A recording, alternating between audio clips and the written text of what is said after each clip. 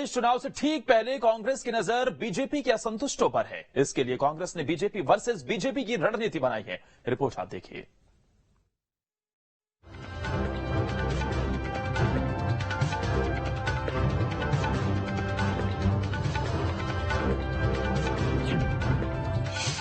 Congress अपनाएगी BJP versus BJP की रणनीति।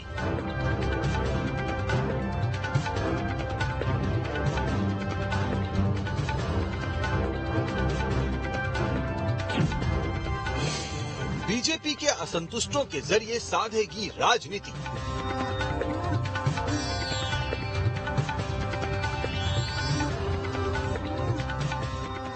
जी हां, मध्य प्रदेश में मिशन 2023 के लिए कांग्रेस अब बीजेपी वर्सेस बीजेपी की रणनीति अपनाएगी। कांग्रेस बीजेपी में सेंधमारी की कोशिश में जुटी है। उसकी नजर सत्ताधारी दल से नाराज नेताओं पर है। इन्हें तोड़कर कांग्रेस में शामिल कराया जाए, इस नीति पर अमल भी शुरू हो गया है। हाल ही में दतिया के कद्दावर बीजेपी नेता और पूर्व दर्जा प्राप्त मंत्री अवधेश नायक कांग्रेस में शामिल हो गए। कांग्रेस उन्हें विधानसभा चुनाव में गृह मंत्री नरोत्तम मिश्रा के खिलाफ उतार सकती है। वहीं 5 मई को पूर्व मंत्री दीपक जोशी ने भी बीजेपी का दामन छोड़ कांग्रेस का हाथ थामा। 21 मई को बालाघाट से बीजेपी की पूर्व विधायक अनुभा मुंजारे कांग्रेस में शामिल हुए। 23 जून को कटनी के विजय राघोगढ़ से पूर्व विधायक ध्रुव प्रताप सिंह कांग्रेस में चले गए। कांग्रेस नेता कई बार बीजेपी नेताओं के संपर्क में होने के दावे भी कर चुके हैं। कांग्रेस ये प्लान भी तैयार कर रही है कि बीजेपी अगर उपचुनाव हार चुके सिंधिया समर्थक मंत्रियों को टिकट देती है तो उनके खिलाफ मजबूत उम्मीदवार को उतारा जाए। इसके लिए रणनीति भी बनाई जा रही है। मसलन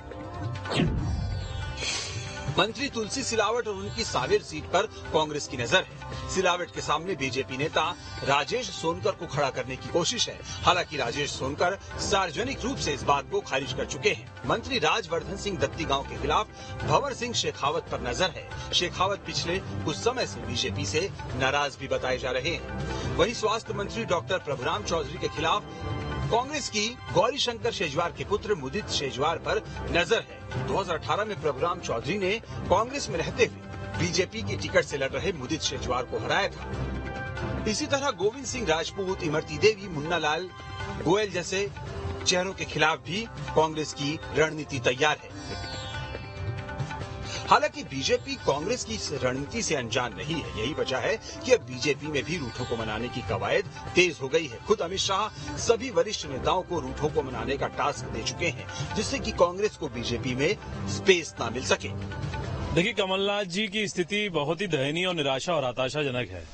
जिस प्रकार से कमलनाथ जी निराशा के दौर से गुजर रहे हैं, उनकी मासूमियत को हम समझ सकते हैं। जिस मासूमियत से 15 माह के कालखंड में उन्होंने मध्य प्रदेश की जनता को ठगा, अब वो चुनाव में फिर वो ठग की नीति बनाकर मध्य प्रदेश की जनता को ठगना चाहते हैं, जबकि इसमें वो कामयाब नहीं होंगे, क्योंकि मध्य प्रदेश की जनता जानती है कि किस प्रकार से उन्होंने ठगा और मध्य प्रदेश को लूटने का काम किया। देखिए, नकल के लिए भी अक्ल की आवश्यकता होती है। नकल करने की वो चाह रहे हैं, लेकिन उसके लिए अक्ल चाहिए जो उनके पास बची नहीं है। कांग्रेस पार्टी के पास खोजे से कार्यकर्ता मिल नहीं रहे, बूथों पे एजेंट खड़े करने के लिए नहीं है, टिकट देने के लिए प्रत्याशी नहीं है, तो कांग्रेस पार्टी की दयनीय स्थिति को आप अच्छे से समझ सकते हैं। कांग्रेस पार्टी माननीय कमलनाथ जी अपनी रणनीति पर, अपने मूल्यों पर कांग्रेस की राजनीति इस मध्य प्रदेश में कर रहे हैं। हम विधानसभा चुनाव मुद्दों पर लड़ेंगे। हम कतई इस बात के पक्षधर नहीं हैं कि हम इलेक्शन को बीजेपी वर्सेस बीजेपी कर दें। बीजेपी खुद 5-6 भागों में विभाजित हो चुकी है। पहले नाराज महाराज शिवराज थी, अब वो हो गई है भूपेंद्र यादव जी, अमित शाह गुट, अश्विनी वैष्णव जी का गुट, 3 गुट और जुड़ गए हैं।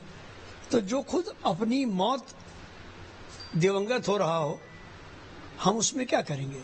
हमारा सीधा लक्ष्य है, हमारी रणनीति सीधी है कि भारतीय जनता पार्टी को हराना, माननीय कमलनाथ जी की एक सुव्यवस्थित स्पष्ट बहुमत वाली सरकार को काबिज करना, और कांग्रेस पार्टी उस निर्णय के तहत अपना काम कर रही है। हम कभी भी बिलो द बेल्ट नहीं जाएंगे और स्तरहीन राजनीति का प्रादुर्भाव इस प्रदेश में नहीं करेंगे। चुनावी साल में दल बदलना और घर वापसी आम बात है, लेकिन अब की बार कांग्रेस की कोशिश है कि बीजेपी के असंतुष्टों के जरिए ही बीजेपी की घेराबंदी की जाए। मतलब 2020 में जो कांग्रेस के साथ हुआ, कुछ वैसे ही फॉर्मूले के साथ कांग्रेस चुनाव में उतरने की तैयारी में है। मध्य प्रदेश में विधानसभा के चुनाव होना है और ऐसे में लगातार राजनीतिक दलों का जो रुख है वो एक दूसरे के नेताओं पर है। इसी बीच कांग्रेस ने अब एक नया कार्ड खेला है और वो कार्ड है बीजेपी वर्सेस बीजेपी, यानी कि बीजेपी के नाराज नेताओं को कांग्रेस में शामिल कराना और बीजेपी के जो मंत्री हैं उनके खिलाफ चुनाव मैदान में उतारना। देखना होगा कि कांग्रेस अपनी इस रणनीति में कितनी कामयाब होती है और आने वाले विधानसभा चुनाव में उसे इसका कितना फायदा होता है। वीडियो लिस्ट अभय के साथ Jitendra Sharma, news state, Bhopal.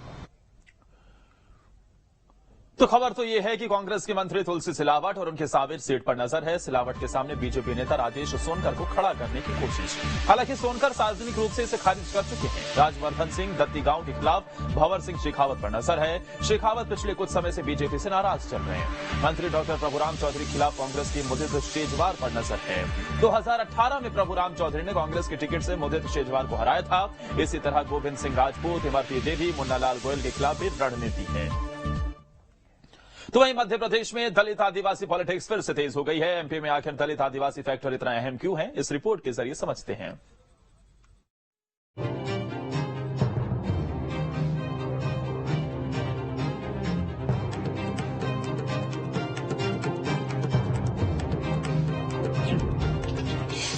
MP में दलित आदिवासी फैक्टर।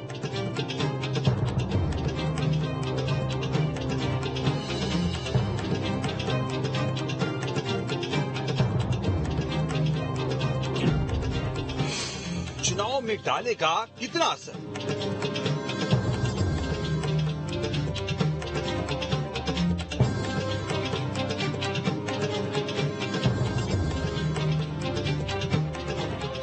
जी हाँ, मध्य प्रदेश में इन दिनों सियासत की धूरी एक बार फिर से दलित आदिवासी गठजोड़ के इर्द गिर्द घूमने लगी है। दरअसल एमपी में कांग्रेस नेता उमंग सिंघार के एक बयान के बाद ट्राइबल पॉलिटिक्स फिर तेज हो गई है। जब तक मध्य प्रदेश का मुख्यमंत्री आदिवासी नहीं बैठे, घर मत बैठो। चाहते हो मध्य प्रदेश का मुख्यमंत्री आदिवासी बने? कांतिलाल जी को कैबिनेट कमेटी में बना दिया। अगर आपको बनाना है तो उनको प्रदेश का मुख्यमंत्री बनाओ। उधर मध्य प्रदेश में चाहे बीजेपी हो या कांग्रेस, हर कोई इन दिनों खुद को आदिवासी वर्ग का सबसे बड़ा हितैषी बताने में जुटा हुआ है। अब सवाल है कि आखिर ये वर्ग एमपी की सियासत में इतना अहम क्यों है? तो आंकड़ों पर गौर करें तो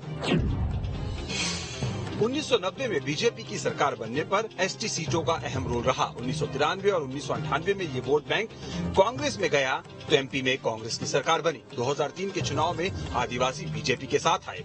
तब प्रदेश में आदिवासी सीटों की संख्या 41 थी। इनमें बीजेपी को 34 और कांग्रेस को सिर्फ 2 सीट मिली थी। परिसीमन के बाद 2008 के चुनाव में एसटी सीट 47 हो गई। इस चुनाव में बीजेपी के खाते में 29 और कांग्रेस के खाते में 17 सीट आई। 2013 के चुनाव में फिर बीजेपी को 32 और कांग्रेस को 15 सीटें मिली। 2018 के विधानसभा चुनाव में कांग्रेस को 30 आदिवासी सीटों पर जीत मिली। 2018 के चुनाव में बीजेपी को 47 एसटी सीटों में से सिर्फ 17 पर ही जीत मिली। मतलब आदिवासी बेल्ट में 2013 के बाद से लगातार बीजेपी से एसटी वोटर दूर होता गया। ये तो बात हुई ट्राइबल पॉलिटिक्स की। अब बात दलित वोट बैंक की करते हैं, क्योंकि इस वर्ग पर भी कांग्रेस बीजेपी की पैनी नजर है। एमपी विधानसभा की 230 सीटों में से 35 एससी के लिए रिजर्व है। सामान्य वर्ग की 41 सीटों पर भी एससी वोटर निर्णायक है। 230 में से 84 विधानसभा सीटों पर एससी वोटरों का प्रभाव है। 2013 में बीजेपी को 28, कांग्रेस को 4 और बीएसपी को 3 एससी सीटों पर जीत मिली थी। 2018 में बीजेपी को 18, कांग्रेस को 16 और बीएसपी को 1 एससी सीट पर जीत मिली थी। 2020 में उपचुनाव के बाद बीजेपी के पास 35 एससी सीटों में से 23, कांग्रेस के पास 11 और बीएसपी के पास 1 सीट है। दरअसल मध्य प्रदेश में समय के साथ सियासत की धुरी भी बदलती रही। मसलन 1957 में एमपी में हर 5वां यानी 20% विधायक ब्राह्मण थे। 1972 में 25% एमएलए ब्राह्मण वर्ग के थे। लेकिन इसके बाद हालात तेजी से बदले। 1980 के बाद एमपी की राजनीति में राजपूतों का वर्चस्व बढ़ा। फिर 2003 के बाद पिछड़ी जातियों का दबदबा बढ़ने लगा। अब सियासत की धुरी दलित आदिवासी के इर्द गिर्द दिख रही है।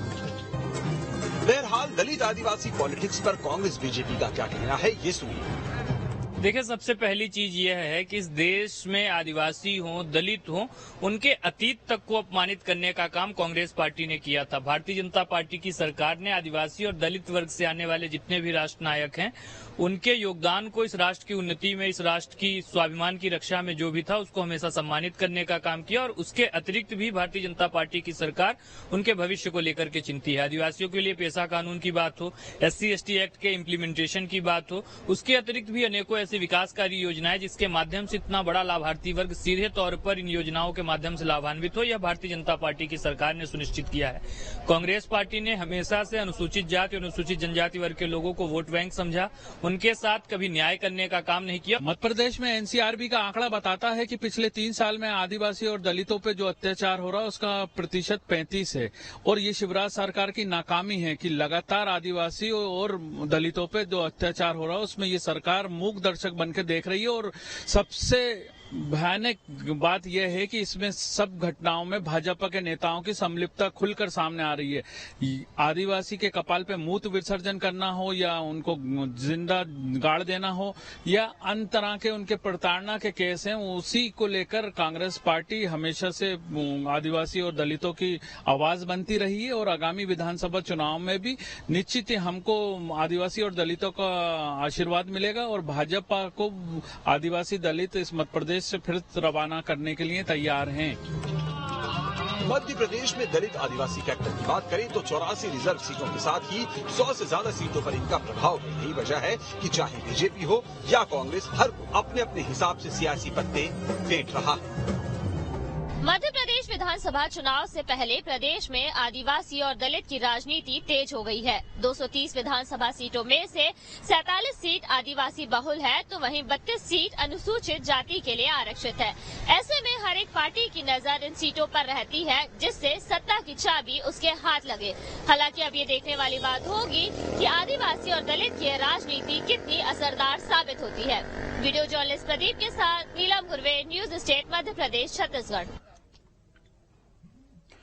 तो खबर तो यह है कि 1957 में MP में हर 5वां यानी 20% MLA ब्राह्मण थे। 1972 में 25% MLA ब्राह्मण वर्ग के थे, लेकिन इसके बाद हालात तेजी से बदले। 1980 के बाद MP की राजनीति में राजपूतों का वर्चस्व बढ़ा, फिर 2003 के बाद पिछड़ी जातियों का दबदबा बढ़ने लगा। अब सियासत की धुरी दलित आदिवासी के इर्द गिर्द दिख रही है। आखिर में अब आपको मध्य प्रदेश